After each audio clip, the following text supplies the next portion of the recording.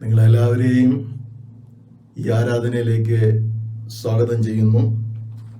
ഇന്നത്തെ ആരാധനാക്രമം ഒന്നാമത്തെ ശുശ്രൂഷാക്രമത്തിൽ നിന്ന് ചില ഭാഗങ്ങൾ ഉപയോഗിക്കുന്നു. ശുശ്രൂഷാക്രമം ഒന്നാം ഭാഗം. നമുക്ക് ദൈവത്തെ ആരാധിക്കാം. ദൈവം ആത്മാവാകുന്നു. അവനെ നമസ്കരിക്കുന്നവർ ആത്മാവിലും സത്യത്തിലും നമസ്കരിക്കണം. നമ്മുടെ പിതാവായ ദൈവത്തിങ്കൽ നിന്നും കർത്താവായ യേശുക്രിസ്തുവിങ്കൽ നിന്നും നമുക്കെല്ലാവർക്കും കൃപയും സമാധാനവും ഉണ്ടാകട്ടെ. വസ്ത്രങ്ങളെയല്ല, ഹൃദയങ്ങളെ തന്നെ കീറി നമ്മുടെ ദൈവമായവരുടെ അടുക്കലേക്ക് തിരുവിൻ. ദൈവം കൃപയും കരുണയും ദീർഘക്ഷമയും മഹാദൈവമുള്ളവനല്ലോ. ദൈവം അനർത്ഥത്തെ കുറിച്ച് അനുതപിക്കും. യേശു പറഞ്ഞു, ഒരുവൻ എന്നെ അനുഗമിപ്പാൻ ഇച്ഛിച്ചാൽ അവൻ തന്നെത്താൻ ത്യജിച്ച് തന്റെ ക്രൂശെടുത്തും കൊണ്ട് എന്നെ അനുഗമിക്കട്ടെ. കർത്താവേ, ഞങ്ങളുടെ അധരങ്ങളെ തുറക്കണമേ, എന്നാൽ ഞങ്ങളുടെ വായ് നിന്റെ സ്തുതിയെ വർണ്ണിക്കും. പിതാവിനും പുത്രനും പരിശുദ്ധാത്മാവിനും മഹത്വം ഉണ്ടാകട്ടെ, ആദിയെങ്കിലും ഇപ്പോഴും എന്നേക്കുമുള്ള പ്രകാരം തന്നെ. ആമേൻ. അവിടുത്തെ ശക്തിയാലും ജ്ഞാനത്താലും സകലത്തെയും സൃഷ്ടിക്കുകയും ഞങ്ങളെ രക്ഷിതാവായിരിക്കാൻ അവിടുത്തെ പുത്രനെ ഞങ്ങൾക്ക് നൽകുവാൻ തൊക്കോണം ലോകത്തെ സ്നേഹിക്കുകയും ചെയ്ത പിതാവായ ദൈവമേ, അങ്ങേക്ക് സ്തുതി ഉണ്ടാകട്ടെ. പാപമൊഴികെ സകലത്തിലും ഞങ്ങൾക്ക് തുല്യമായി തീർന്നവനും ഞങ്ങളുടെ അതിക്രമങ്ങൾ നിമിത്തം മരണത്തിന് ഏൽപ്പിക്കപ്പെടുകയും ഞങ്ങളുടെ നീതീകരണത്തിനായി ഉയർപ്പിക്കപ്പെടുകയും ചെയ്ത പുത്രനായ ദൈവമേ, അങ്ങേക്ക് സ്തുതി ഉണ്ടാകട്ടെ. സകല സത്യത്തിൽ ഞങ്ങളെ വഴി നടത്തുകയും ദൈവസ്നേഹം ഞങ്ങളുടെ ഹൃദയങ്ങളിൽ പകരുകയും ചെയ്യുന്ന പരിശുദ്ധാത്മാവായ ദൈവമേ, അവിടേക്ക് സ്തുതി ഉണ്ടായിരിക്കട്ടെ.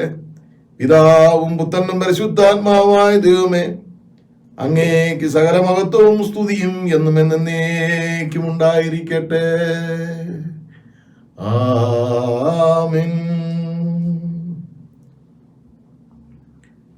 സർവശക്തനായ ദൈവമേ, ഞങ്ങളുടെ കർത്താവായ യേശുക്രിസ്തു മുഖാന്തരം ഞങ്ങളുടെ ആരാധനയും സ്തോത്രവും തിരുമുൻപാകെ അർപ്പിക്കുന്നതിനായി ഞങ്ങൾ അവിടുത്തെ സന്നിധിയിലേക്ക് വന്നിരിക്കുന്നു. ഞങ്ങളുടെ പാവങ്ങളെ പരമാർത്ഥമായി ഏറ്റുപറയുന്നതിനും മറ്റുള്ളവർക്കും ഞങ്ങൾക്കും വേണ്ടി പ്രാർത്ഥിക്കുന്നതിനും ഞങ്ങളെ സഹായിക്കണമേ. അവിടുത്തെ പരിശുദ്ധ വചനം ശ്രദ്ധയോടെ കേൾക്കുന്നതിനാൽ ഞങ്ങൾ അവിടുത്തെ സ്നേഹത്തിന്റെ വലുപ്പത്തെ കൂടുതൽ യഥാർത്ഥമായി അറിയുകയും അവിടുത്തെ കൃപാവരങ്ങളെ ഞങ്ങളുടെ ജീവിതത്തിൽ തെളിയിച്ചു കാണിക്കുകയും ചെയ്യേണ്ടതിന് ഞങ്ങളുടെ കർത്താവായ യേശുക്രിസ്തു മൂലം കൃപ ചെയ്യണമേ. കർത്താവിൽ പ്രിയ സഹോദരി സഹോദരങ്ങളെ, നമുക്ക് പാപമില്ല എന്ന് നാം പറയുന്നുവെങ്കിൽ നമ്മെ തന്നെ വഞ്ചിക്കുന്നു. സത്യം നമ്മളില്ലാതെയായി. നമ്മുടെ പാപങ്ങളെ ഏറ്റുപറയുന്നുവെങ്കിൽ ദൈവം നമ്മോട് പാപങ്ങളെ ക്ഷമിച്ച് സകല അനീതിയും പോക്കി നമ്മെ ശുദ്ധീകരിപ്പാൻ തക്കവണ്ണം വിശ്വസ്തനും നീതിമാനും ആകുന്നു. നാം ഇരിക്കുന്ന ഇടങ്ങളിലിരുന്ന് നമ്മുടെ കുറവുകളെ സർവശക്തിയുള്ള ദൈവത്തിന്റെ സന്നിധിയിലേറ്റ് പറയാം. നമ്മുടെ ചിന്തയിലും വാക്കിലും പ്രവൃത്തിയിലും പല കാരണങ്ങളാലും നാം തെറ്റിപ്പോയി, പിഴച്ചുപോയി. കർത്താവേ, കരുണയുണ്ടാകണമേ, ഞങ്ങളെ കുറവുകളെ ക്ഷമിക്കണമേ എന്ന് നമുക്ക് അപേക്ഷിക്കാം.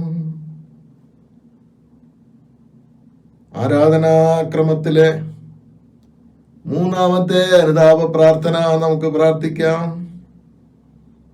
51 അധ്യായത്തിന്റെ ചില വാക്യങ്ങളാണല്ലോ. സങ്കീർത്തനം 51. ദൈവമേ, നിന്റെ ദയക്ക് തക്കവണ്ണം എന്നോട് കൃപയുണ്ടാകണമേ. നിന്റെ കരുണയുടെ ബഹുത്വപ്രകാരം എന്റെ ലംഘനങ്ങളെ മായ്ച്ചു കളയണമേ. എന്നെ നന്നായി കഴുകി എന്റെ അകൃത്യം പോക്കണമേ. എന്റെ പാപം നീക്കി എന്നെ വെടിപ്പാക്കണമേ. എന്റെ ലംഘനങ്ങളെ ഞാൻ അറിയുന്നു. എന്റെ പാപം എപ്പോഴും എന്റെ മുൻപിലിരിക്കുന്നു. നിന്നോട് തന്നെ ഞാൻ പാപം ചെയ്തു. നിനക്ക് അനിഷ്ടമായുള്ളത് ഞാൻ ചെയ്തിരിക്കുന്നു. ദൈവമേ, നിർമ്മലമായ ഒരു ഹൃദയം എന്നിൽ സൃഷ്ടിച്ച് സ്ഥിരമായ ഒരു ആത്മാവിനെ എന്നിൽ പുതുക്കണമേ. നിന്റെ രക്ഷയുടെ സന്തോഷം എനിക്ക് തിരികെ തരണമേ. മനസ്സൊരുക്കമുള്ള ആത്മാവിനാൽ എന്നെ താങ്ങണമേ. ആമേൻ. സർവശക്തനും കാരുണ്യവാനുമായ കർത്താവ്, പാപങ്ങളുടെ മോചനവും മാപ്പും ജീവിതം ക്രമപ്പെടുത്തുന്നതിനുള്ള അവസരവും പരിശുദ്ധാത്മാവിന്റെ കൃപയും ആശ്വാസവും നമുക്കെല്ലാവർക്കും നൽകുമാറാകട്ടെ. ആമേൻ. ദൈവവചന ശുശ്രൂഷ. കർത്താവിനെ സ്തുതിപ്പിൻ. കർത്താവിന്റെ നാമം സ്തുതിക്കപ്പെടട്ടെ. ഇന്നേക്കുള്ള പ്രത്യേക പ്രാർത്ഥന ഫെബ്രുവരി 14, ഉയർപ്പിന് മുമ്പ് 7-ാം ഞായർ, നോമ്പ്, അനുരഞ്ജനത്തിന്റെ കാലം. ക്രിസ്തയേശുവിലൂടെ ഞങ്ങളെ സ്നേഹിക്കുന്ന കൃപാലുവായ ദൈവമേ, മനുഷ്യനിർമ്മിതമായ വേലിക്കെട്ടുകളെയും തടസ്സങ്ങളെയും അതിജീവിക്കുവാൻ നിന്നോടും സർവജനത്തോടും സകല സൃഷ്ടിയോടും നിരപ്പുറായിക്കുവാനുള്ള സന്മനസ്സും ധൈര്യവും ഞങ്ങൾക്ക് നൽകണമേ. ഞങ്ങളോടും സകല സൃഷ്ടിയോടുമുള്ള നിന്റെ അനുരഞ്ജനത്തിന്റെ അടയാളമായ ക്രിസ്തുവിന്റെ കുരിശിനെ നവവീക്ഷണത്തോട് ദർശിക്കുവാൻ നോമ്പ് കാലയളവ് സഹായമാകണമേ. വിശ്വാസയാത്രയിൽ നിന്റെ അനുരഞ്ജനത്തിന്റെ നീരുറവുകളാകുവാൻ നിന്റെ ആത്മാവിനാ ഞങ്ങളെ ശക്തീകരിക്കണമേ. നിന്നോടും പരിശുദ്ധാത്മാവിനോടും കൂടെ ഏകതയുമായി കാലാവസാനം കൂടാതെ ജീവിച്ചു വാഴുന്ന ഞങ്ങളുടെ കർത്താവായ യേശുക്രിസ്തു മൂലം അപേക്ഷിക്കുന്നു. ആമേൻ.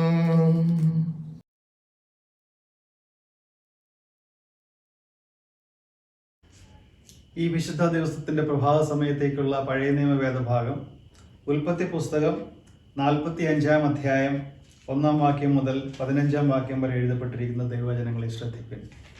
Genesis chapter 45 verses 1 to 15. അപ്പോൾ ചുറ്റും നിൽക്കുന്നവരുടെ മുമ്പിൽ തന്നെത്താൻ അടക്കുവാൻ വഹിയാതെ എല്ലാവരും എൻ്റെ അടുക്കൽ നിന്ന് പുറത്താക്കുവിൻ എന്ന് യോസെഫ് വിളിച്ചു പറഞ്ഞു. ഇങ്ങനെ യോസെഫ് തൻ്റെ സഹോദരന്മാർക്ക് തന്നെ വെളിപ്പെടുത്തിയപ്പോൾ ആരും അടുക്കലുണ്ടായിരുന്നില്ല. അവൻ ഉച്ചത്തിൽ കരഞ്ഞു. മിസ്രയീമരും ഫറവോന്റെ ഗൃഹവും അത് കേട്ടു.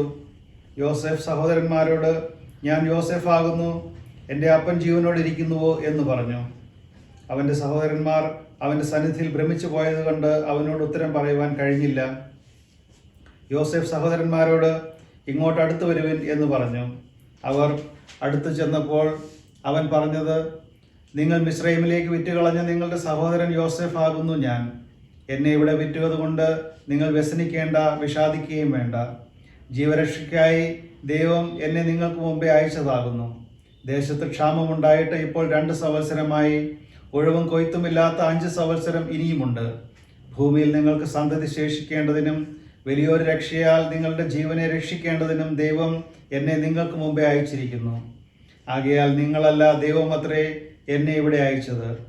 അവൻ എന്നെ ഫറവോന് പിതാവും അവന്റെ ഗൃഹത്തിനൊക്കെയും യജമാനും മിസ്രയീം ദേശത്തിനൊക്കെയും അധിപതിയുമാക്കിയിരിക്കുന്നു. നിങ്ങൾ ബന്ധപ്പെട്ട് എൻ്റെ അപ്പൻ്റെ അടുക്കൽ ചെന്ന് അവനോട് പറയേണ്ടത് എന്തെന്നാൽ, നിന്റെ മകനായ യോസഫ് പ്രകാരം പറയുന്നു, ദൈവം എന്നെ മിസ്രയീമിനൊക്കെയും അധിപതിയാക്കിയിരിക്കുന്നു. നീ താമസിയാതെ എൻ്റെ അടുക്കൽ വരേണം. നീ ഗോശേൻ ദേശത്ത് പാർത്ത് എനിക്ക് സമീപമായിരിക്കും. നീയും മക്കളും മക്കളുടെ മക്കളും നിന്റെ ആടുകളും കന്നുകാലികളും നിനക്കുള്ളതൊക്കെയും തന്നെ. നിനക്കും കുടുംബത്തിനും നിനക്കുള്ള സകലത്തിനും ദാരിദ്ര്യം നേരിടാതെ വണ്ണം ഞാൻ അവിടെ നിന്നെ പോഷിപ്പിക്കും. ക്ഷാമം ഇനിയും 5 സംവത്സരം നിൽക്കും. ഇതാ ഞാൻ തന്നെ നിന്നോട് സംസാരിക്കുന്നു എന്ന് നിങ്ങളും എൻ്റെ അനുജൻ ബെന്യാമീനും കണ്ണാലെ കാണുന്നുവല്ലോ. മിസ്രയീമിൽ എനിക്കുള്ള മഹത്വവും നിങ്ങൾ കണ്ടതൊക്കെയും അപ്പനെ അറിയിക്കണം. എൻ്റെ അപ്പനെ വേഗത്തിൽ ഇവിടെ കൊണ്ടുവരികയും വേണം. അവൻ തൻ്റെ അനുജൻ ബെന്യാമീനെ കെട്ടിപ്പിടിച്ച് കരഞ്ഞു. ബെന്യാമീൻ അവനെയും കെട്ടിപ്പിടിച്ച് കരഞ്ഞു. അവൻ സഹോദരന്മാരെ ഒക്കെയും ചുംബിച്ച് കെട്ടിപ്പിടിച്ച് കരഞ്ഞു. അതിൻ്റെ ശേഷം സഹോദരന്മാർ അവനുമായി സല്ലാപിച്ചു. പഴയ നിയമവേദ ഭാഗം ഇവിടെ അവസാനിക്കുന്നു.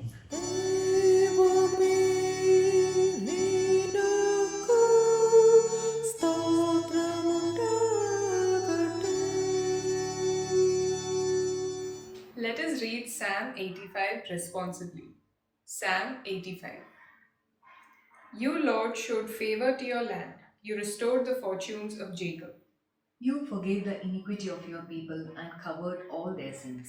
You set aside all your wrath and turned from your fierce anger. Restore us again, God our Saviour, and put away your displeasure toward us. Will you be angry with us forever?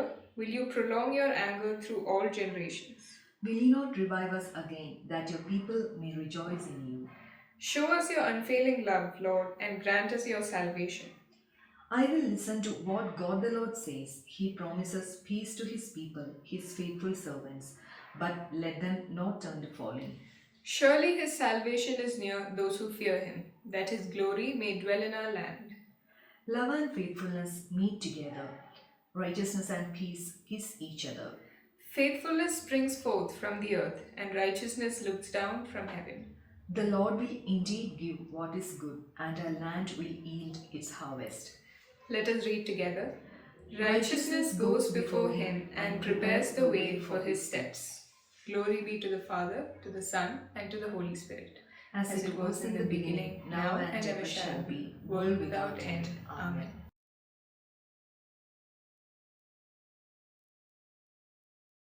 ഇന്ന് കാലത്തേക്ക് നിശ്ചയിച്ചിരിക്കുന്ന രണ്ടാം പാഠം എഫേസ്യർക്ക് എഴുതിയ ലേഖനം 2-ാം അധ്യായം 11 മുതൽ 22 വരെയുള്ള ദൈവവചനങ്ങളെ ശ്രദ്ധിക്കും. Ephesians chapter 2 versus 11 to 22. ആകയാൽ നിങ്ങൾ മുമ്പേ പ്രകൃതിയാൽ ജാതികളായിരുന്നു, ജഡത്തിന്റെ കയ്യാലുള്ള പരിച്ഛേദന ഏറ്റു പരിച്ഛേദനക്കാർ എന്നു പേരുള്ളവരാൽ അഗ്രചർമ്മക്കാർ എന്ന് വിളിക്കപ്പെട്ടിരുന്നു. അക്കാലത്ത് നിങ്ങൾ ക്രിസ്തുവിനെ കൂടാതെയുള്ളവരും ഇസ്രായേൽ പൗരതയോട് സംബന്ധമില്ലാത്തവരും വാഗ്ദത്തത്തിന്റെ നിയമത്തിൽ അന്യരും പ്രത്യാശയില്ലാത്തവരും ലോകത്തിൽ ദൈവമില്ലാത്തവരുമായിരുന്നു എന്ന് ഓർത്തുകൊള്ളുവിൻ. മുമ്പേ ദൂരസ്ഥരായിരുന്നു നിങ്ങൾ, ഇപ്പോൾ ക്രിസ്തുവേശുവിൽ ക്രിസ്തുവിന്റെ രക്തത്താൽ സമീപസ്ഥരായി തീർന്നു. അവർ നമ്മുടെ സമാധാനം. അവൻ ഇരുപക്ഷത്തെയും ഒന്നാക്കി ചട്ടങ്ങളും കൽപ്പനകളുമായ ന്യായപ്രമാണം എന്ന ശത്രുത്വം തന്റെ ജഡത്താൽ നീക്കി വേർപാടിന്റെ നടിച്ചുവർ ഇടിച്ചു കളഞ്ഞത് സമാധാനം ഉണ്ടാക്കിക്കൊണ്ട് ഇരുപക്ഷത്തെയും തന്നിൽ ഒരേ പുതുമനുഷ്യനാക്കി സൃഷ്ടിക്കുവാനും ക്രൂശന്മേൽ വെച്ച് ശത്രുത്വം ഇല്ലാതാക്കി അതിനാൽ ഇരുപക്ഷത്തെയും ഏക ശരീരത്തിൽ ദൈവത്തോട് നിരപ്പിക്കുവാനും തന്നെ അവൻ വന്നു ദൂതരായി തീർന്ന നിങ്ങൾക്ക് സമാധാനവും സമീപത്തുള്ളവർക്ക് സമാധാനവും സുവിശേഷിച്ചു. അവൻ മുഖാന്തരം നമുക്ക് ഇരുപക്ഷക്കാർക്കും ഏകാത്മാവിനാൽ പിതാവിങ്കിലേക്ക് പ്രവേശനമുണ്ട്. ആയാൽ നിങ്ങൾ ഇനി അന്യന്മാരും പരദേശികളുമല്ല, വിശുദ്ധന്മാരുടെ സഹപൗരന്മാരും ദൈവത്തിന്റെ ഭവനക്കാരും അത്രേ. ക്രിസ്തു യേശു തന്നെ മൂലക്കല്ലായിരിക്കെ നിങ്ങൾ അപ്പോസ്തലന്മാരും പ്രവാചകന്മാരും എന്ന അടിസ്ഥാനത്തിന്മേൽ പണിതിരിക്കുന്നു. അവനിൽ കെട്ടിടം മുഴുവൻ യുക്തമായി ചേർന്ന് കർത്താവിൽ വിശുദ്ധ മന്ദിരമായി വളരുന്നു. അവനിൽ നിങ്ങളെയും ദൈവത്തിന്റെ നിവാസമാക്കേണ്ടതിന് ആത്മാവിനാൽ ഒന്നിച്ചു പണിതു വരുന്നു. ഇവിടെ രണ്ടാം പാഠം വായിച്ച് അവസാനിച്ചു.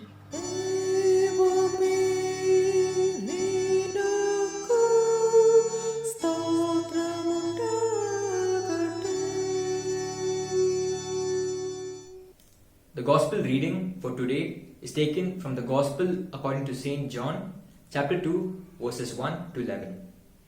The Gospel according to St. John, chapter 2, verses 1 to 11. On the third day, a wedding took place at Cana in Galilee. Jesus' mother was there, and Jesus and his disciples had also been invited to the wedding. When the wine was gone, Jesus' mother said to him, "They have no more wine." "Dear woman, why do you involve me?" Jesus replied, "My time has not yet come." His mother said to the servants, "Do whatever he tells you." Nearby stood 6 stone water jars, the kind used by the Jews for ceremonial washing, each holding from 75 to 115 liters.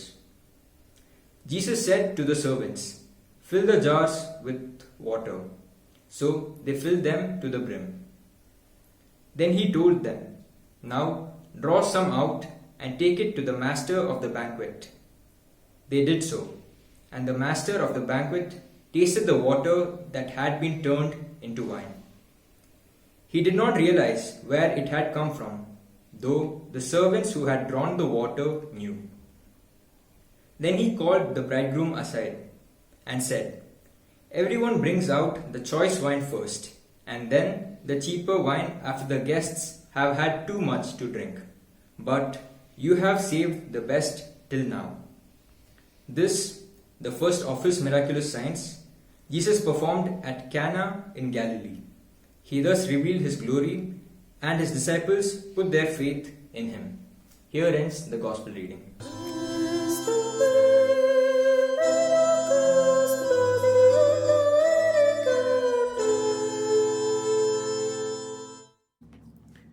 ഇന്നേക്കുള്ള പ്രത്യേക പ്രാർത്ഥനകൾ: birthdays and wedding anniversary, രോഗസൗഖ്യത്തിനു വേണ്ടിയുള്ള പ്രാർത്ഥന ആവശ്യപ്പെടുന്നു. ബിജു ഹോസ്പിറ്റലിൽ admit ചെയ്തിരിക്കുന്നു. മറ്റുള്ളവരെയും ദൈവകരത്തിൽ ഓർക്കുകയും പ്രാർത്ഥിക്കുകയും ചെയ്യാം. ഞങ്ങളുടെ ദൈവമായ കർത്താവേ, അങ്ങ് നൽകിയ എല്ലാ ഉപകാരങ്ങൾക്കായി ഞങ്ങൾ ദൈവത്തിന് സ്തോത്രം പറയുന്നു.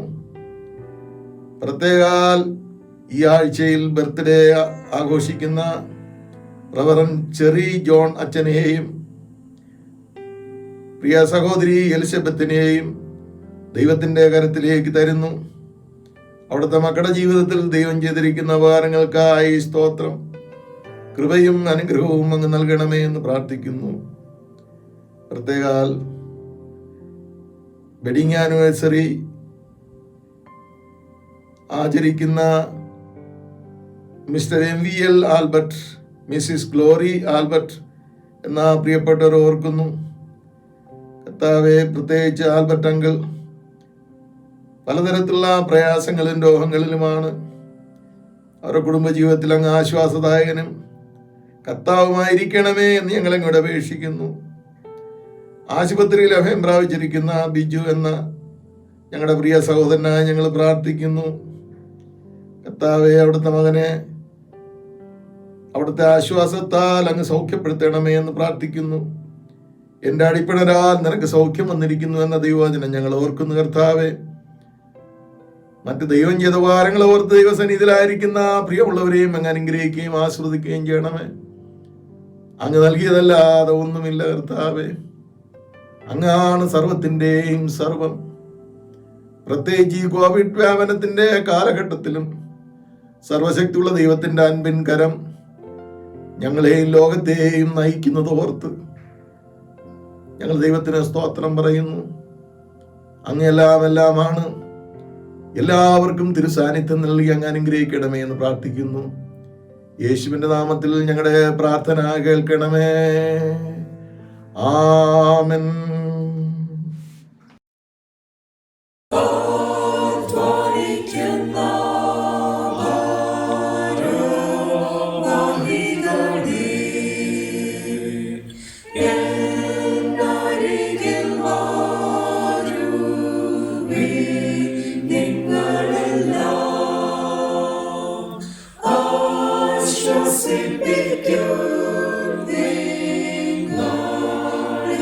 Thank you.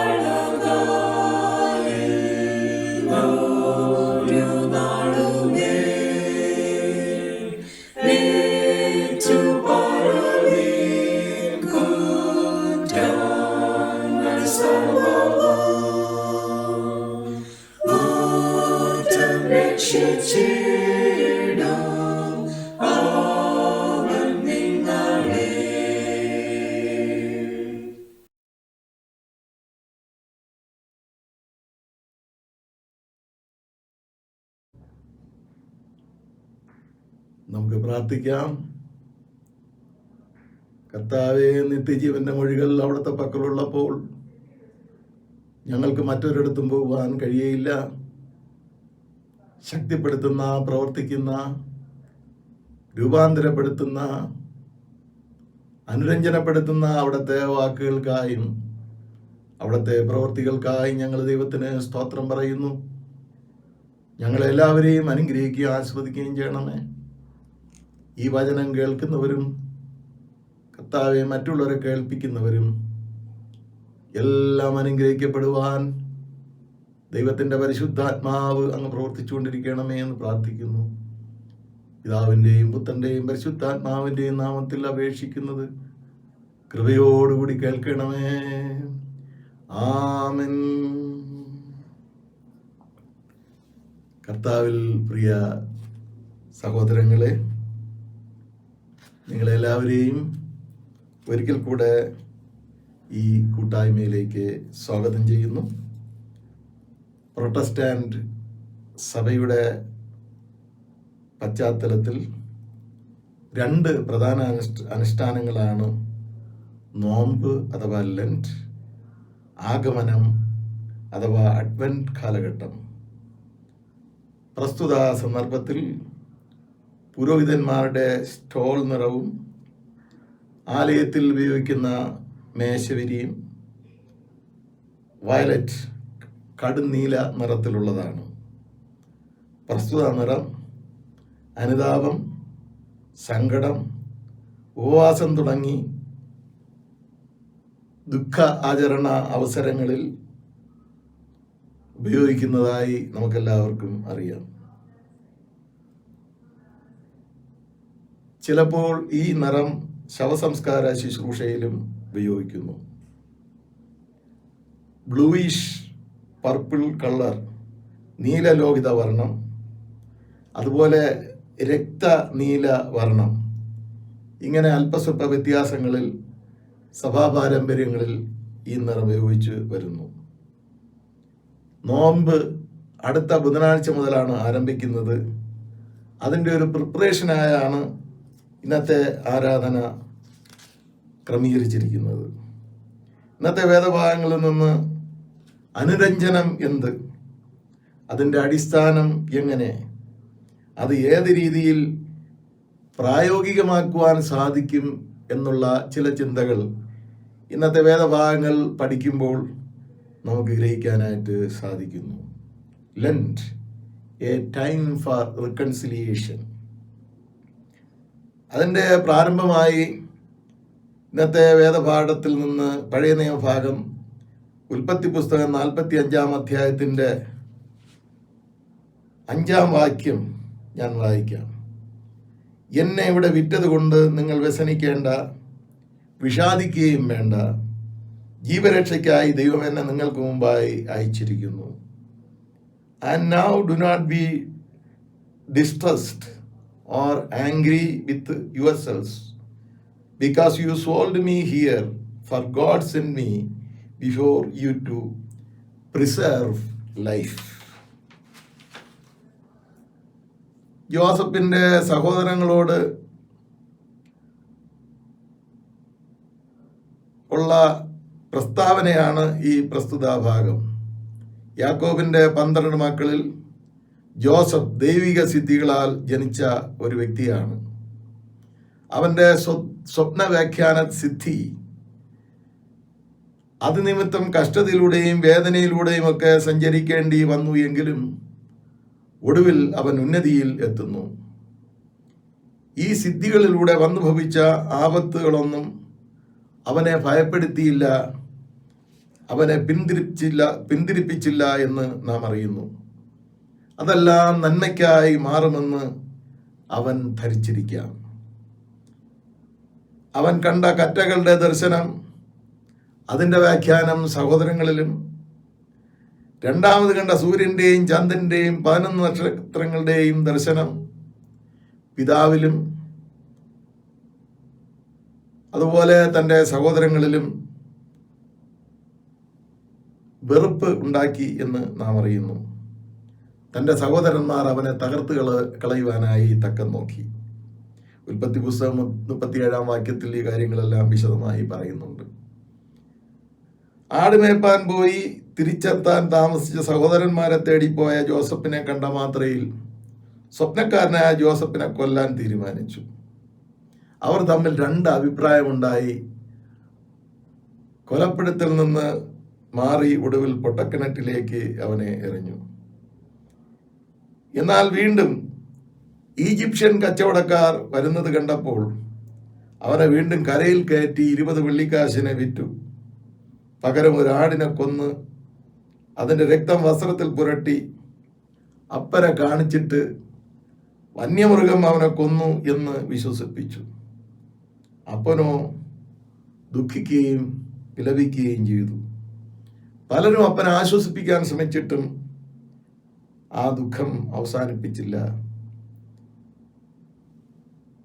യാക്കോബ് ഇങ്ങനെ പറയുന്നു, I will keep on morning for my son until the day I died. ഞാൻ മരിക്കുന്നത് വരെ, അണ്ടിൽ ഐ ഡൈ, ഞാൻ മരിക്കുന്നത് വരെ ഈ ദുഃഖം എന്നിൽ തന്നെ ഉണ്ടായിരിക്കും, ദുഃഖിച്ചുകൊണ്ടേയിരിക്കും. സംഭവം നമുക്ക് എല്ലാവർക്കും അറിയാം. ഈ മിദ്യാന്യർ ജോസഫിനെ ഫറവോന് വിറ്റു. ഫറവോന്റെ ഉദ്യോഗസ്ഥന് വിറ്റു. ഫറവോന്റെ അകമ്പടി നായകനായ പത്തിഫർ അവനെ വിലയ്ക്ക് വാങ്ങി.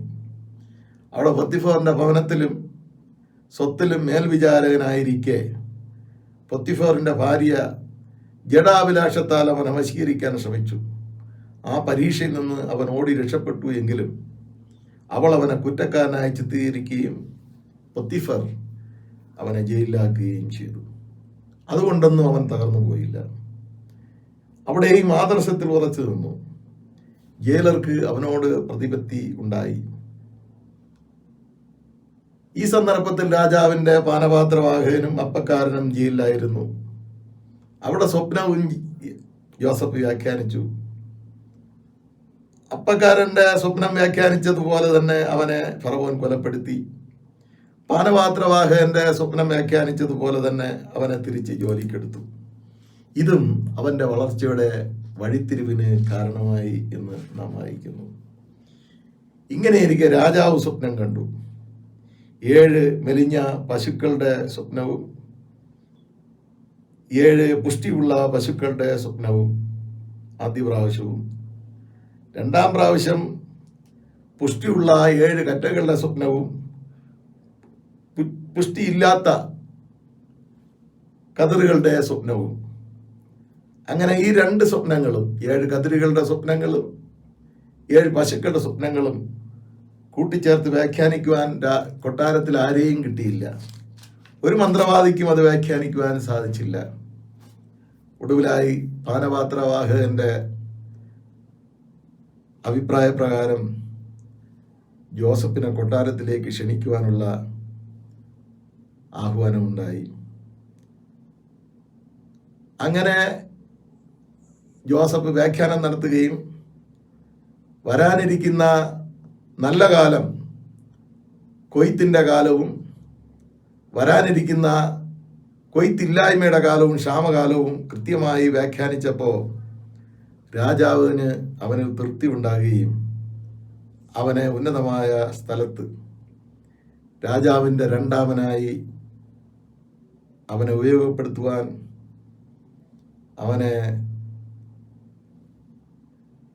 ആദരിക്കുവാൻ, സ്ഥാനം നൽകുവാൻ രാജാവ് തീരുമാനിച്ചു.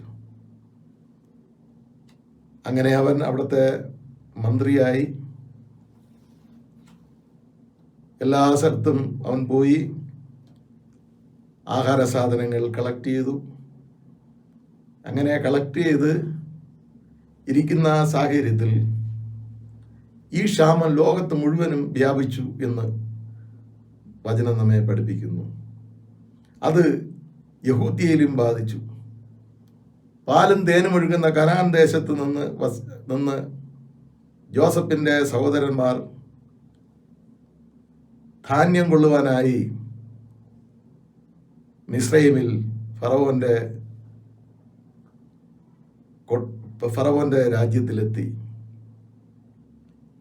അങ്ങനെ ആ ഒരു സാഹചര്യത്തിൽ ജോസഫിനെ കഷ്ടപ്പെടുത്തിയ, ദുഃഖിപ്പിച്ച, കൊന്നുകളയുവാൻ താല്പര്യപ്പെട്ട സഹോദരന്മാരുമായി ഇടപെടുന്ന ഭാഗമാണ് ഇന്നത്തെ വേദഭാഗം. അത് പറയാനാണ് പ്രാരംഭമായി ഇത്രയും നിങ്ങളോട് പറയാൻ ശ്രമിച്ചത്. ജോസഫ് സഹോദരന്മാരെ ചെറിയ പരീക്ഷണം നടത്തി. അവസാനം ജോസഫ് തന്നെ തൻ്റെ സഹോദരന്മാർക്ക് വെളിപ്പെടുത്തി കൊടുക്കുന്നു. കാര്യം മനസ്സിലായ സഹോദരന്മാരോട്, ദുഃഖത്തിലായിരിക്കുന്ന സഹോദരന്മാരോട് ജോസഫ് പറയുന്നു, എന്നെ ഇവിടെ വിറ്റതുകൊണ്ട് നിങ്ങൾ വിഷമിക്കേണ്ട. ജീവരക്ഷയ്ക്കായി എന്നെ ദൈവം നിങ്ങൾക്ക് മുൻപായി അയച്ചിരിക്കുന്നു. ജോസഫിനും സഹോദരന്മാർക്കും അടക്കുവാൻ വയ്യാത്ത സങ്കടമുണ്ടായി. അടുത്തു നിന്ന ആളുകളെ, സഹായികളെ ഒക്കെയും ജോസഫ് പുറത്താക്കി. തൻ്റെ സഹോദരന്മാർക്ക് തന്നെ വ്യക്തമായി വെളിപ്പെടുത്തി കൊടുത്തു. അവർ കരയുന്നത് ഫറവോനും മിസ്രൈമ്യരും പുറത്തു നിന്ന് കേട്ടു. ജോസഫ് ചോദിക്കുന്നു, അപ്പൻ ജീവിച്ചിരിക്കുന്നുവോ? സഹോദരന്മാരുടെ ഭ്രമിച്ചു പോയി. തൊണ്ടയിടറി ഉത്തരം പറവാൻ സാധിക്കാത്ത രീതിയിൽ കരഞ്ഞു. കുറ്റബോധത്താൽ പരിഭ്രാന്തിയിലായ സഹോദരന്മാരെ അടുത്ത് വിളിച്ച് പറഞ്ഞു, I am your brother Joseph, whom you sold into Egypt. And now do not be distressed or angry with yourselves because you sold me here. For God sent me before you to preserve life. ഈ ക്ഷാമത്തിൽ നിന്ന് രക്ഷിക്കാനായി ദൈവം എന്നെ മുൻകൂട്ടി ഇവിടെ അയച്ചതാണെന്നുള്ള ആ വാർത്ത തൻ്റെ സഹോദരന്മാരെ അറിയിച്ചു. ധാരാളം സംഗതികൾ ഇതിനെ ചുറ്റിപ്പറ്റി ഉണ്ടെങ്കിലും നമ്മുടെ ഇന്നത്തെ പാഠഭാഗത്തിൻ്റെ ചിന്തയിലേക്ക് നമുക്ക് വരാം. പ്രതികാരം ചെയ്യേണ്ട സ്ഥലത്ത് ക്ഷമയും സ്നേഹവും. ഇത് അനുരഞ്ജനത്തിന് കരുത്ത് പകരുന്ന ഒരനുഭവമാണ് ജോസഫിൻ്റെ ചരിത്രം. ശത്രുക്കളുടെ മധ്യത്തിലും ദൈവത്തിൽ നിന്ന് ലഭിച്ച ആ കൃപ ഇവിടെ ജോസഫിൽ വ്യാപരിക്കുന്നു. സകലതും നന്മയ്ക്കായി ദൈവം ചെയ്യുമെന്നുള്ള ആ വിശ്വാസം, ദൈവം അറിയാതെ ഒന്നും സംഭവിക്കുകയില്ല എന്നുള്ള ആ ചിന്ത, ഉറപ്പ് ഇവിടെ ജോസഫ് തൻ്റെ സഹോദരന്മാരുമായി പങ്കുവയ്ക്കുന്നു. പ്രതിസന്ധിയിലും തന്നെ കഷ്ടപ്പെടുത്തുന്നവരോട് പരിഭവമില്ല. ഒപ്റ്റിമിസ്റ്റിക്, എല്ലാത്തിലും പ്രത്യാശയും പ്രതീക്ഷയും വളർത്തുന്ന അനുഭവം. ക്ഷമ എന്ന് പറയുന്നത് കഴിവില്ലാത്തത് കൊണ്ട് തോറ്റു കൊടുക്കുന്നതല്ല. തിരിച്ച് പ്രതികരിക്കുവാൻ കഴിവുണ്ടെങ്കിലും ഹൃദയപൂർവ്വം ക്ഷമിക്കുക. അത് അനുരഞ്ജനത്തിന് കാരണമായി തീരും എന്ന് ജോസഫിൻ്റെ ചരിത്രം നമ്മെ ബോധിപ്പിക്കുന്നു. പത്രോസും യേശു ക്രിസ്തുമായി സംസാരിക്കുമ്പോൾ യേശു ക്ഷമയെക്കുറിച്ച് പറയുന്നു, അതിന് പരിധിയും പരിമിതിയും ഇല്ല. മത്തായിയുടെ സുവിശേഷം 5-ാം അധ്യായം 23-24 വാക്യം വായിക്കുമ്പോൾ അവിടെ നമുക്ക് മനസ്സിലാക്കാൻ സാധിക്കുന്നത്, യാഗം നടത്തുവാനായി പോകുന്ന സമയത്ത് സഹോദരനോട് എന്തെങ്കിലും നമ്മോട് ഉള്ളതായി തോന്നിയാൽ അവിടെ യാഗവസ്തു വച്ചിട്ട് സഹോദരനോട് നിരന്നിട്ട് തിരിച്ചു വരണം എന്നതാണ് അതിൻ്റെ സാരം. അതിൻ്റെ അർത്ഥം, നമ്മൾ തെറ്റില്ല എങ്കിലും സഹോദരൻ്റെ ധാരണയിൽ എന്തെങ്കിലും തോന്നിയാൽ, നാം നിമിത്തം തോന്നിയാൽ അതിന് നിരപ്പ് പ്രാപിച്ചിട്ട് വന്ന് യാഗം നടത്തിയാലേ ദൈവം യാഗം സ്വീകരിക്കൂ എന്നുള്ളതാണ് യേശുക്രിസ്തുവിൻ്റെ പഠിപ്പിക്കലിലൂടെ നമുക്ക് മനസ്സിലാക്കാൻ സാധിക്കുന്നത്. അതൊക്കെ അനുരഞ്ജനത്തിന് കാരണമായി ഭവിക്കുന്ന വസ്തുതകളാണ്. എഫേസ്യയിലെ 2-ാം അധ്യായം 11 മുതൽ 22 വരെ വാക്യങ്ങളിൽ പൗലൂസിൻ്റെ വേദശാസ്ത്രം ഇങ്ങനെ ധാരാളം വിശാലമായ രീതിയിൽ രേഖപ്പെടുത്തിയിരിക്കുകയാണ്. ഒരുപക്ഷെ എഫേസ്യ ലേഖനത്തെ പൗലൂസിൻ്റെ ലേഖനങ്ങളുടെ രാജ്ഞിയായി പറയുന്നതിൽ തെറ്റില്ല. ഇന്നത്തെ വേദഭാഗം പ്രത്യേകമായി ശ്രദ്ധിച്ചാൽ ആചാരാനുഷ്ഠാനത്തിൻ്റെ വ്യവസ്ഥകളിൽ വേർപെട്ടവരെ അനുരഞ്ജനപ്പെടുത്തുന്ന പ്രക്രിയ ക്രിസ്തുവിലൂടെ നടക്കുന്നു എന്ന് നാം അറിയുന്നു. ഉദാഹരണമായി അഗ്രചർമ്മക്കാർ, പരിച്ഛേദനക്കാർ. ഈ ഡിഫറൻസ് മനുഷ്യ ഐക്യത്തിന് തടസ്സമായി നിൽക്കുന്ന, അനുരഞ്ജനത്തിന് തടസ്സമായി നിൽക്കുന്ന ഇത്തരത്തിലുള്ള കാര്യങ്ങളെ മാറ്റുവാനായി പൗലോസ് ആവശ്യപ്പെടുന്നു. ന്യായപ്രമാണത്തിൻ്റെ ബന്ധനങ്ങളാൽ വേർപെട്ട മനുഷ്യരെ ഒരുമിച്ച് ചേർത്ത് ഒരു പുത്തൻ മാനവികതയുടെ സൃഷ്ടിക്കായി പൗലോസ് ഈ ലേഖനം എഴുതുന്നു. യേശുവിൻ്റെ രക്തത്താൽ ശത്രുത്വം ഇല്ലാതാക്കി വേർപാടിൻ്റെ നടുച്ചുവരുകൾ ഇടിച്ചു. യേശുവിൻ്റെ ക്രൂശ് നമുക്ക് പിതാവിനോടും സഹമനുഷ്യരോടും ശത്രുത്വം ഇല്ലാതാക്കി. യേശുവിൻ്റെ ശരീരയാഗം കൊണ്ട് ദൂരത്തുള്ളവരെയും അടുത്തുള്ളവരെയും യോജിപ്പിച്ചു. ഇപ്പോൾ നിങ്ങൾ അന്യരും പരദേശികളുമല്ല, വിശുദ്ധന്മാരുടെ സഹപൗരന്മാർ, ദൈവഭവനക്കാർ എന്നുള്ള യോഗ്യതയ്ക്ക് അർഹതയുള്ളതാക്കി തീർത്തു എന്ന് പൗലോസ് പഠിപ്പിക്കുകയാണ്. നമ്മെ എല്ലാവരെയും ഐക്യപ്പെടുത്തിയിരിക്കുന്നത്, നമ്മെ എല്ലാവരെയും അനുരഞ്ജനത്തിൽ ആക്കിയിരിക്കുന്നത് യേശുക്രിസ്തുവിൻ്റെ ക്രൂശിൻ്റെ മരണമാണ്, യേശുക്രിസ്തുവിൻ്റെ രക്തമാണ് എന്ന് പഠിപ്പിക്കാനായി പൗലോസ് ശ്രമിക്കുന്നു. 1963 ആഗസ്റ്റ് മാസം 28 ഐ ഹാവ് എ ഡ്രീം എന്ന തത്വത്തെ, ആശയത്തെ അടിസ്ഥാനമാക്കി അമേരിക്കൻ സിവിൽ റൈറ്റ്സ് ആക്ടിവിസ്റ്റായ മാർട്ടിൻ ലൂതർ കിങ് ജൂനിയർ ഒരു പ്രസംഗം നടത്തി. ഈ പ്രസംഗം പ്രത്യേകിച്ച് വാഷിങ്ടണിൽ തൊഴിലിനുള്ള സ്വാതന്ത്ര്യത്തിനും ജീവിതത്തിനുള്ള സ്വാതന്ത്ര്യത്തിനും സാമ്പത്തികമായ ഉന്നമനത്തിലുള്ള സ്വാതന്ത്ര്യത്തിനും അതിലുപരിയായി അവരുടെ വർഗീയത അടിസ്ഥാനത്തിൽ വേർപെട്ടിരിക്കുന്ന ആ വേർപാട് മാറ്റുന്നതിനുമുള്ള പ്രസംഗമായിരുന്നു. നമുക്കറിയാം, കറുത്ത വർഗക്കാരും വെളുത്ത വർഗക്കാരും അവർ തമ്മിൽ അനുരഞ്ജനത്തിന് അല്ലായിരുന്നു. The blacks, they were sadly crippled with the manacles of segregation and separation. ഈ ഒരു സാഹചര്യത്തിൽ അദ്ദേഹം പ്രസംഗിക്കുകയാണ്, ഈ പോരാട്ടത്തിൽ ദൈവത്തിൻ്റെ ആത്മാവ് പ്രവർത്തിക്കും എന്ന പ്രതീക്ഷയോടുകൂടി സോൾ ഫോഴ്സ്, ആത്മാവിൻ്റെ യുദ്ധം നാം ചെയ്യേണ്ടിയിരിക്കുന്നു. അങ്ങനെ ലിങ്കൻ മെമ്മോറിയൽ ഹാളിൽ നിന്ന് പ്രഭാഷണം നടത്തുന്നു. ഈ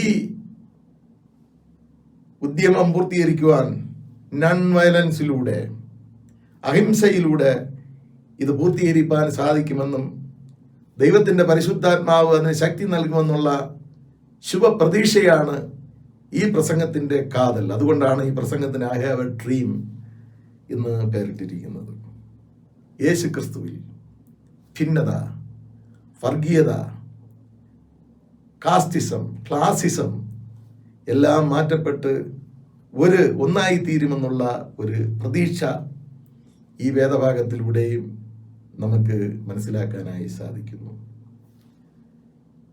ഞാൻ ചിന്തിക്കുകയുണ്ടായി, ഇന്നത്തെ സുവിശേഷ വേദഭാഗത്ത് കാനാവിലെ കല്യാണവും ഈ സബ്ജക്റ്റുമായിട്ട് എന്താണ് ബന്ധമെന്നുള്ളത്. ഞാൻ അല്പം ചിന്തിച്ചപ്പോൾ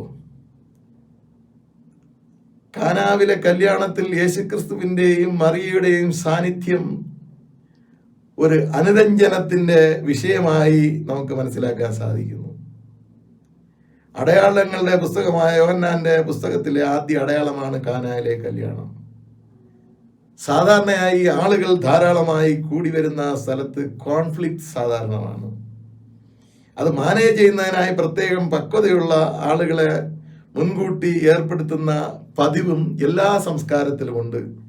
ഇവിടെയും വേദഭാഗം വായിക്കുമ്പോൾ അങ്ങനെയുള്ളവരെ മുൻകൂട്ടി തീരുമാനിച്ചിരിക്കുന്നു എന്നും നാം വായിക്കുന്നു. മണവാളന്റെ സ്നേഹിതന്മാർ മണവാട്ടിയെ മണവാളന്റെ വീട്ടിലേക്ക് നയിച്ചു കൊണ്ടുവന്ന് മണവറയിലിരുത്തുന്ന ഒരു രീതിയാണ് അവിടുത്തെ വിവാഹത്തിൻ്റെ ചടങ്ങ്.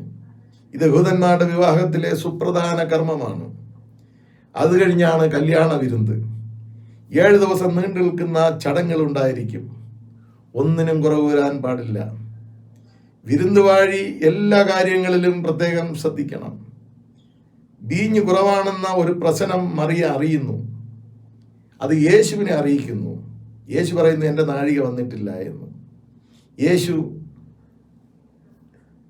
മറിയത്തെ അറിയിച്ചതിന് ശേഷം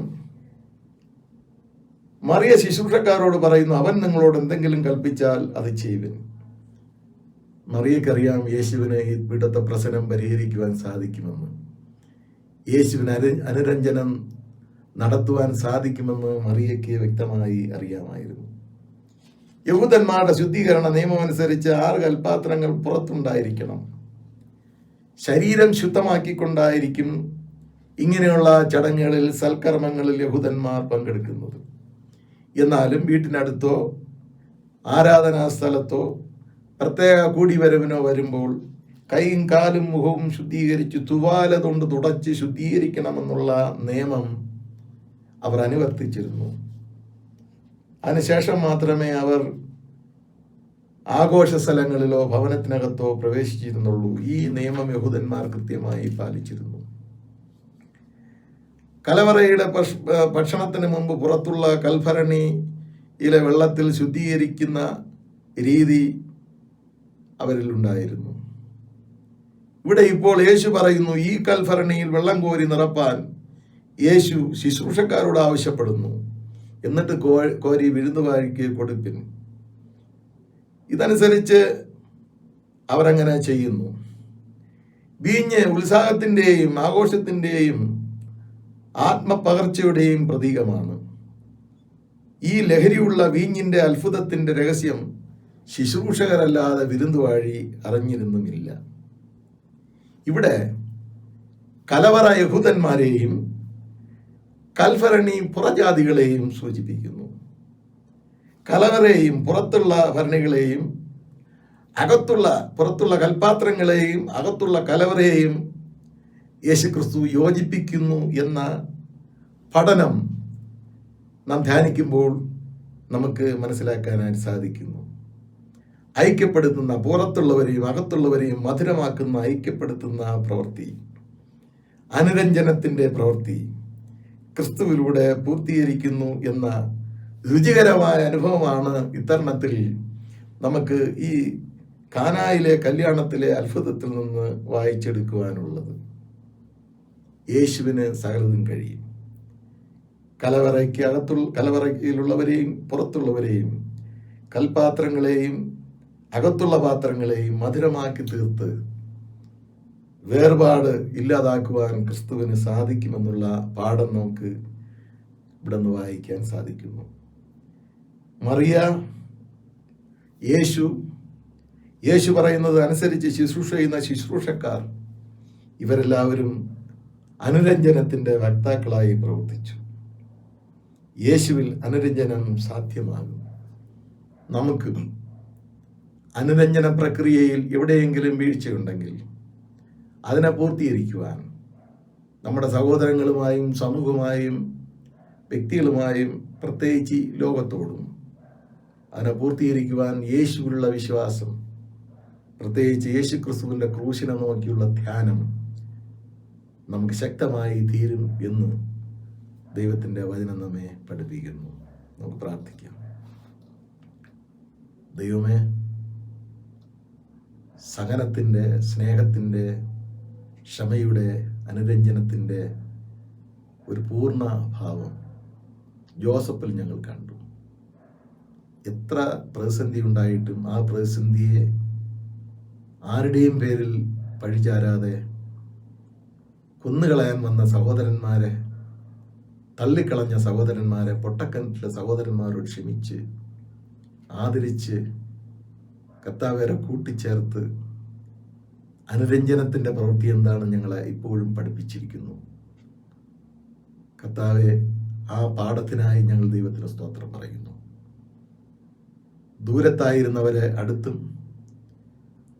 കർമ്മങ്ങളാൽ, പരിച്ഛേദന പോലുള്ള കർമ്മങ്ങളാൽ വിദൂരത്തിലായിരുന്ന വ്യക്തികളെ യോജിപ്പിച്ചും ക്രൂശിലെ മരണത്താൽ അവരെ ഐക്യപ്പെടുത്തിയും ഒരു ഭവനക്കാരാക്കിയും കൂട്ടിച്ചേർത്ത അവിടുത്തെ പ്രവൃത്തിയെ ഞങ്ങൾ മാനിക്കുന്നു. കർത്താവേ,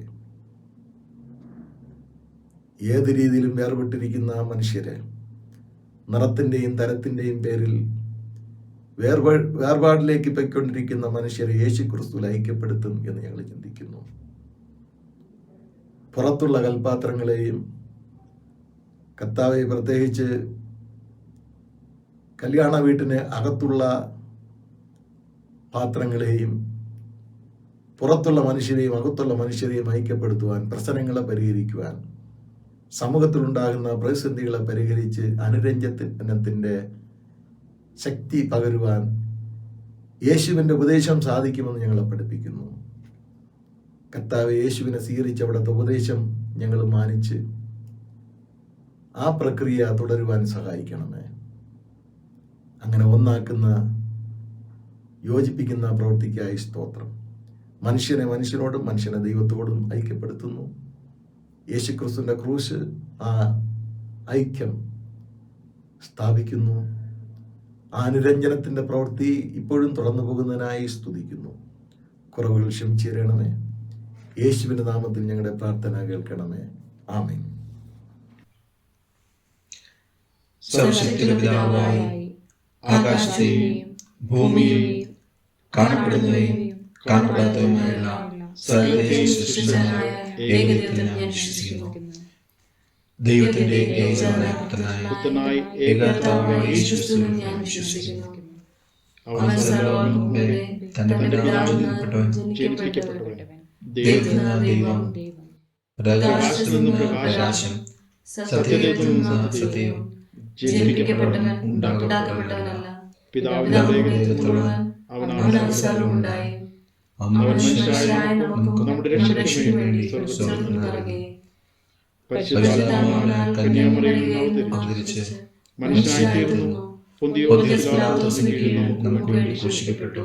അവൻ കഷ്ടപ്പെട്ടു, അടക്കപ്പെട്ടു. തിരുവെഴുത്തിൽ പ്രകാരം മൂന്നാം ദിവസം ഉയർത്തെഴുന്നേറ്റു. സ്വർഗ്ഗത്തിലേക്ക് കയറി പിതാവിന്റെ വലത്തുഭാഗത്തിരിക്കുന്നു. അവൻ ജീവനുള്ളവരെയും മരിച്ചവരെയും ന്യായവിധിക്കാൻ മഹത്വത്തോടെ വീണ്ടും വരും. അവന്റെ രാജ്യത്തിന് അവസാനമുണ്ടാകുകയില്ല. കർത്താവ് ജീവിപ്പിക്കുന്നവനും പിതാവിനും പുത്രനും പുറപ്പെടുന്നവനും പിതാവിനോടും പുത്രനോടും കൂടെ വധിക്കപ്പെട്ട് മഹത്വപ്പെടുന്നവനും പ്രവാചകന്മാരും അറിയിച്ചവനുമായ പരിശുദ്ധാത്മാവിൽ വിശ്വസിക്കുന്നു. കാത്തോലിക്ക അപ്പോസ്തലികമായ ഏകവിശ്വാസത്തിൽ ഞാൻ വിശ്വസിക്കുന്നു. പാപമോചനത്തിനുള്ള ഏകബപ്തിസ്മയെ ഞാൻ അനുസരിക്കുന്നു. മരിച്ചവരുടെ ഉത്ഥാനത്തിനും വരുവാനുള്ള ലോകത്തിലെ ജീവനും ഞാൻ കാത്തിരിക്കുന്നു. ആമേൻ.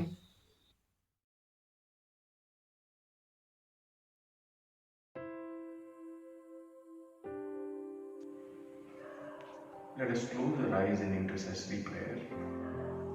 Let us pray. Almighty God, who has taught us to make prayers and supplications and to give thanks for all men, hear us when we pray, that it may please Thee to inspire continually the universal church with the spirit of truth, unity and accord. That it may please Thee to grant that all they that do confess Thy holy name and may agree in the truth of Thy holy word, be a witness to it with courage and fidelity. Hear us, O Lord, we pray. That it may please Thee to lead the nations in the paths of righteousness and peace. Hear us, O Lord, we pray. That it may please Thee to guide with Thy pure and peaceable wisdom those who bear authority in the affairs of men, especially the President of this country, and all those who serve in the government, that we and all people may be godly and widely governed. Hear us, O Lord, we pray. That it may please Thee to give grace to all bishops, presbyters, deacons, especially Thy servant, our moderator, and our bishop, that by their life and doctrine they may set forth Thy true and living word, and rightly and duly administer Thy holy sacraments. Hear us, O Lord, we pray. That it may please Thee to bring into one fellowship and union the churches in our land, that together they may maintain the unity of the Spirit in the bond of peace and be a witness to the gospel, especially the churches with which we are in full communion, and to guide their councils and leaders. Hear us, O Lord, we pray. That it may please Thee to guide and prosper those who are laboring for the spread of Thy gospel among the nations, and to enlighten with Thy Spirit all places of education, learning, and healing. Hear us, O Lord, we pray. That it may please Thee that through Thy heavenly benediction we may save from death and famine, and may with thankful hearts enjoy the fruits of the earth in their season. Hear us, O Lord, we pray. That it may please Thee to give Thy heavenly grace to all Thy people in their several callings, and especially to this congregation here present, that with meek heart and due reverence they may hear and receive Thy holy word, truly serving Thee in holiness and righteousness all the days of their life. Hear us, O Lord, we pray. That it may please Thee of Thy goodness, O Lord, to comfort and succor all them who is in transitory life, are in trouble, sorrow, need, sickness, or any other adversary. Hear us, O Lord, we pray. And we praise Thee for all Thy servants departed in this life in Thy faith and fear, beseeching Thee to give us grace that we may follow their good examples, and with them be made partakers of Thy heavenly kingdom. Hear us, O Lord, we pray.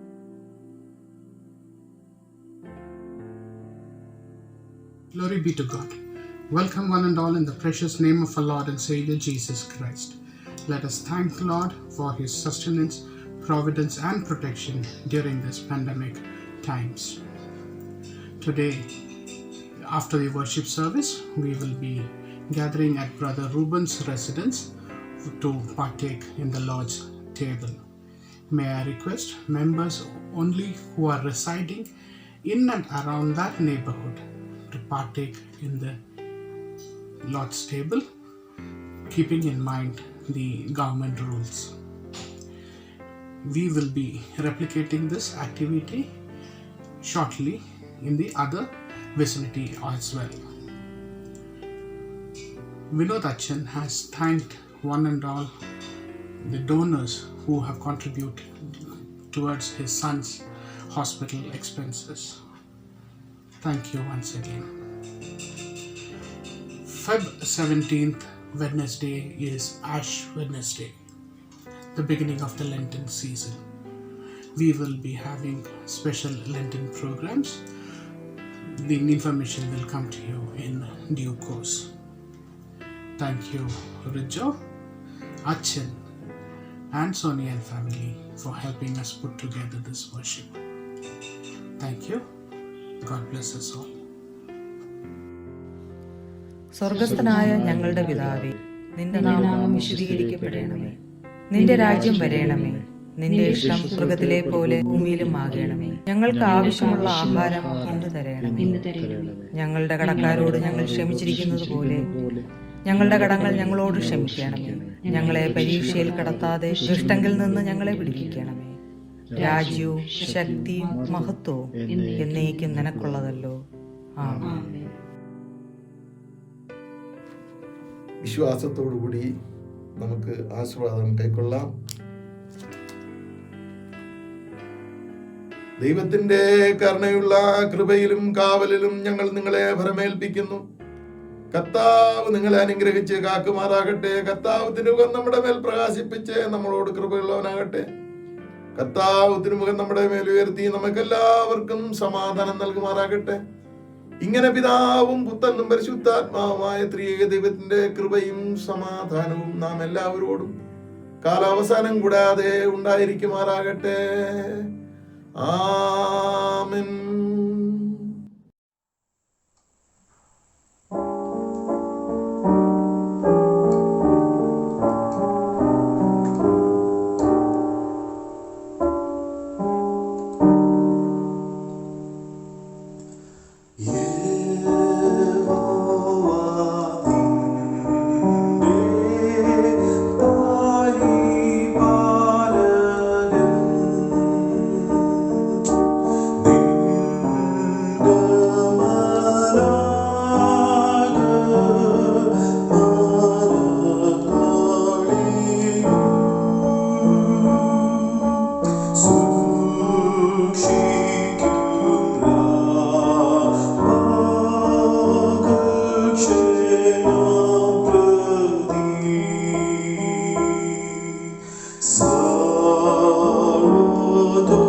Son